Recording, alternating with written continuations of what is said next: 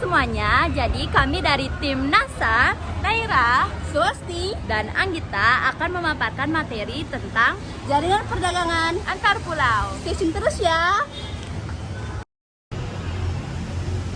Nah, kalian tahu nggak sih materi tentang Islam dan jaringan perdagangan antar pulau? Lu ikut aku bahas materi ini selanjutnya.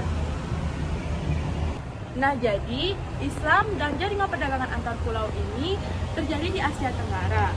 Jaringan ini memiliki hubungan sangat erat dan sudah saling memengaruhi selama berabad-abad. Jadi, persebaran Islam di wilayah ini sudah memengaruhi dampak agama.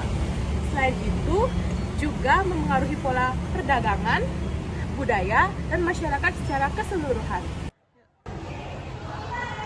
Nah, sebelum kedatangan Islam, perdagangan antar pulau telah ada di Asia Tenggara selama berabad-abad. Pulau-pulau di wilayah ini menjadi pusat perdagangan rempah-rempah, logam, dan berbagai barang-barang lainnya yang dicari oleh pedagang dari berbagai belahan dunia.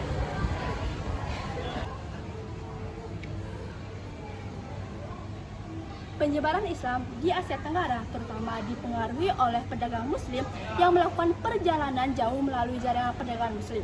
Mereka membawa ajaran Islam dan berinteraksi dengan masyarakat setempat, memperkenalkan agama baru dan membangun jaringan perdagangan yang lebih terintegritas.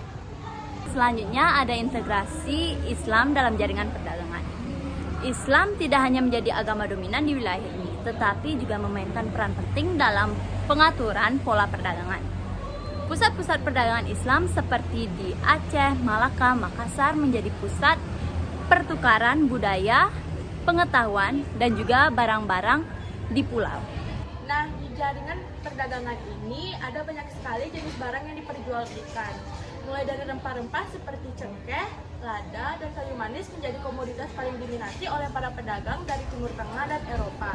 Selain itu, kain sutra, logam, dan keramik juga menjadi barang mewah yang penting yang ada di perdagangan ini.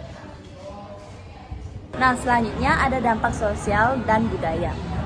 Persebaran Islam tidak hanya mencangkup aspek keagamannya saja, tetapi juga memiliki dampak yang signifikan terhadap masyarakat dan juga budaya setempat. Nilai-nilai Islam seperti kesederhanaan, keadilan, dan juga persatuan mempengaruhi norma-norma sosial dan juga budaya di wilayah-wilayah Islam menjadi lebih dominan. Adapun contoh kasusnya yaitu Malaka. Malaka adalah salah satu contoh kasus yang penting dalam hubungan antara Islam dan juga perdagangan antar pulau di Asia Tenggara. Sebagai pusat perdagangan yang penting, Malaka menjadi titik pertemuan bagi pedagang-pedagang dari Timur Tengah, Cina, Eropa, dan juga India yang memberikan keberagaman budaya dan juga agama ke dalam kota pelabuhan ini. Jadi, kesimpulan yang dapat kami ambil yaitu Islam dan jaringan perdagangan antar pulau di Asia Tenggara memiliki hubungan yang kompleks dan saling mempengaruhi.